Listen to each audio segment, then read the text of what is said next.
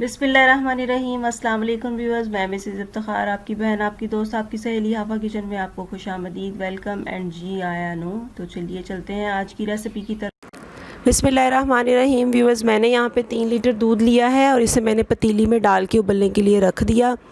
दूध जैसे ही मेरा बॉयल होगा तो फिर मैं इसमें चावल शामिल करूँगी। चावल मैंने आधा कप लिया था, इसे मैंने 4 से 5 घंटे भिगो के रखा था। चावलों को धोने के बाद आप भिगोइएगा। 4 से 5 घंटे जब आप भिगोएंगे तो आपके चावल जल्दी गल जाएंगे। अब मैं इसमें इलायची शामिल कर रही हूँ। इलायची मैंने 4 ली हैं, आपको ज़्यादा पसंद है तो आप ज़्यादा भी ले सकते हैं। और ये देखिए, मैं आपको इसकी आंच दिखाती हूँ। मैंने इसको मीडियम आंच पे रखा है। जब वो बॉयल हो जाएगा तो पहले आपने तेज़ आंच पे दूध को बॉयल करना है, फिर मीडियम आंच पे आपने रख देना है। अब मैं आपको यहाँ पे तकरीबन 40 मिनट के बाद दिखा रही हूँ। 40 मिनट के बाद मेरा दूध इस तरह से हो गया था उबलने के बाद। और फिर क्या हुआ था कि इसमें मैंने एग बीटर से इसको अच्छे से ब्लेंड किया है ताकि चावल बीच में घुल जाएं। आप इसको किसी मदानी के साथ भी ब्लेंड कर सकते हैं ताकि दूध और चावल यकजान हो जाएं। यहाँ पे चावल काफ़ी हद तक गल चुके हुए थे। आपको मैं ये चम्मच की मदद से दिखाती हूँ। अब ये चावल जो पूरे पूरे नज़र आते हैं ना, उस तरह से नहीं आ रहे हैं। अब यहाँ पर मैं आपको दिखाती हूँ कि जी मैंने 4 मैंगो लिए हैं। इनको मैं छील के इसका पल्प बना लूँगी ग्राइंडर में डाल के, और फिर उस पल्प को हम अपनी खीर में शामिल कर देंगे। यहाँ पर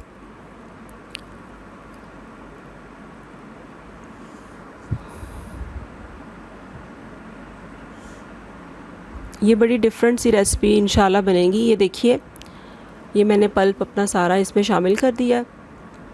लेकिन आपने ये ध्यान रखना है कि आपके मैंगो खट्टे नहीं होने चाहिए, मैंगो मीठे होने चाहिए।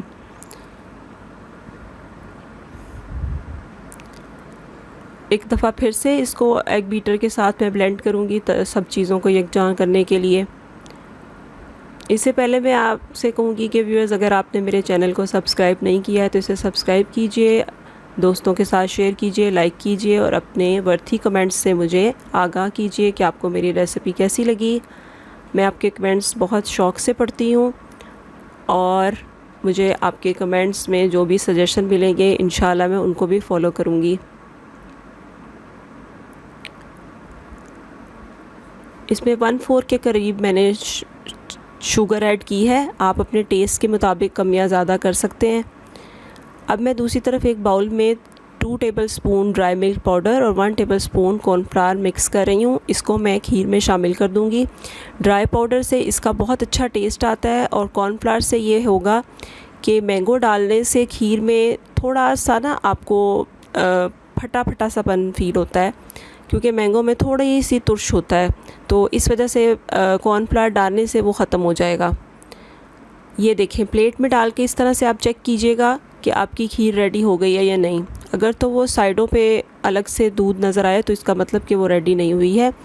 आप ये देखें कि मैंने आपको पतीला दिखाने का ये मकसद है कि मेरी खीर नीचे बिल्कुल भी नहीं लगी थी, आपकी भी इंशाल्लाह नहीं लगेगी। और अब मैं अपने फेवरेट नट्स के साथ इसको डेकोरेट कर रही हूँ। आप अपने फेवरेट नट्स से डेकोरेट कीजिएगा। तो अब हम चलते जी। तो आज की अच्छी बात है, नबी करीम सल्लल्लाहु अलैहि वसल्लम ने फरमाया, जो शख्स अल्लाह और क़यामत के दिन पर यकीन रखता हो, इसे चाहिए कि खैर व भलाई की बात करे वरना खामोश रहे। तो जनाब, ये है हमारी आज की बड़ी ही मज़ेदार रिफ़्रेशिंग सी खीर। इसको अपने घर में बनाइएगा और मुझे ज़रूर बताइएगा कैसी बनी। Thank you for watching my channel. फिर मिलेंगे एक नई रेसिपी के साथ। तब तक के लिए अल्लाह हाफ़िज़।